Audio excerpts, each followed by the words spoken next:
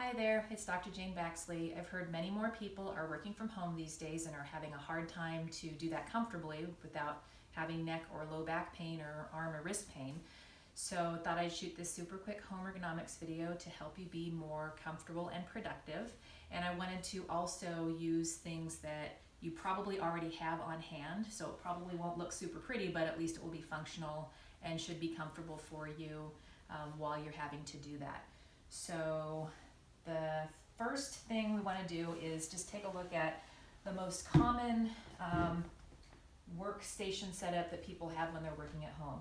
I'd say about 75 to 90% of the patients that come in that have to work at home are modifying their dining room table. So they do that, and this is pretty much the same height as a dining room table, dining room chair, and they got their laptops. So when they're doing that, they're typing away hunched over like this. So this position is going to, over the long term, cause neck, back, arm, shoulder pain, and it's just not going to be very easy to focus.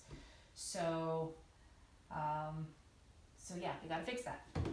First thing I like to address is the sitting surface. So standard dining room chair, okay for short periods of time when you're eating dinner, but not so great when you're having to sit here for up to hours at a time.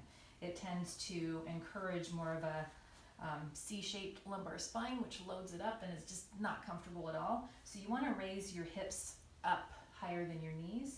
Easiest, quickest way to do that is with a wedge-shaped type cushion, which if you're a patient of mine, you most likely have one of these already in one of your cars. So you can go out to your car, grab that, bring it in, put that on your chair, and see if that doesn't raise your hips up enough to where you feel comfortable and supported in your low back. If you don't have one of these wedge cushions, what you can do is you can use pillows if they're firm enough. Like maybe grab a pillow from your couch and use that here and then support yourself up.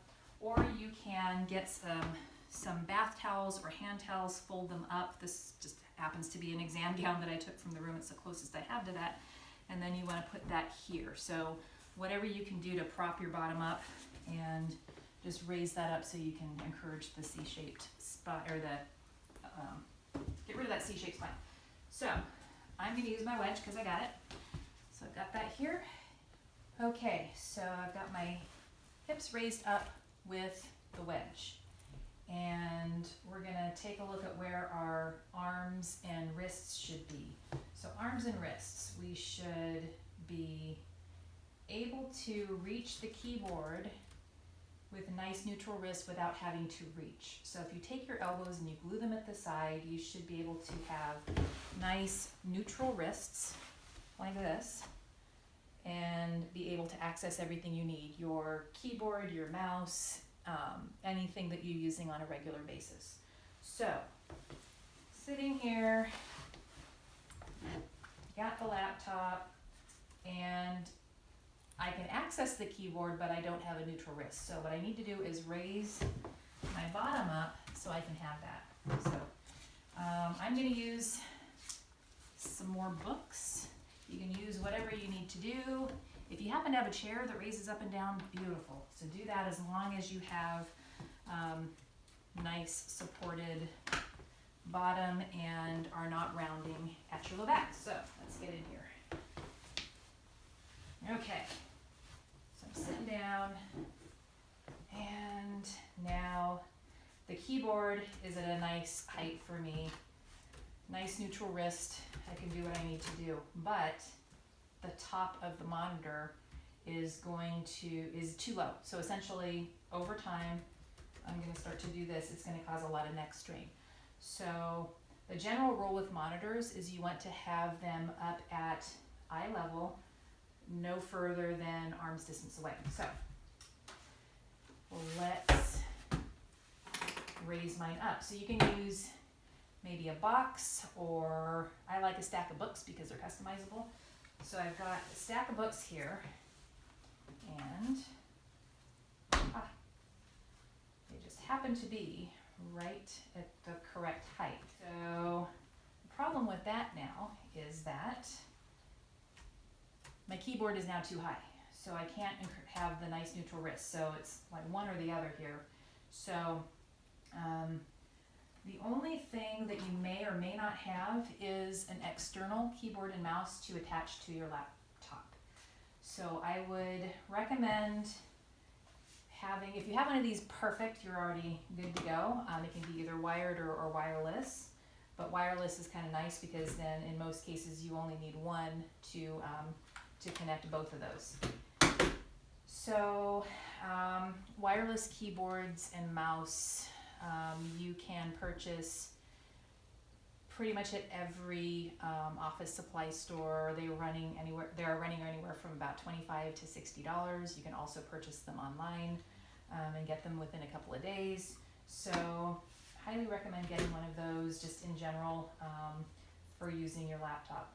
So here we go. We've got the keyboard's at the right height, mouse is at the right height, and we are pretty much good to go.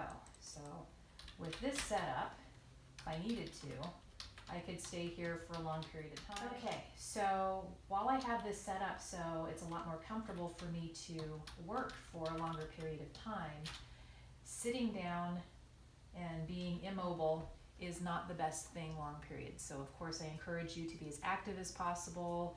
Get up, take breaks, 30, 45 minutes, set your watch, set your iPhone, do what you need to do in order to get up and be active.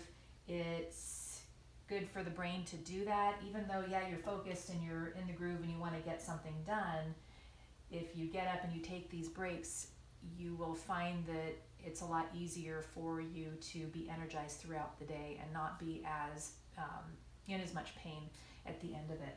So again, yeah, that's essentially it for the setup and my basic nagging about getting up and moving around.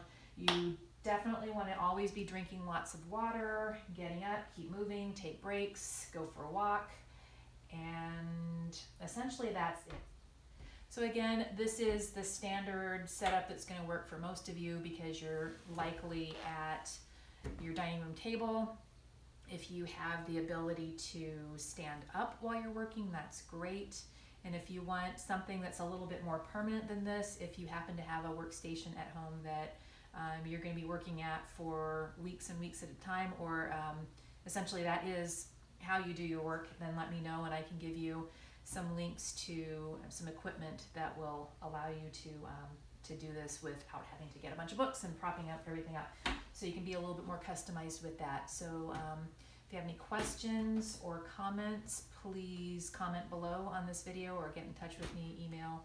And I hope this is helpful for you. And yeah, thank you very much for watching. Bye-bye.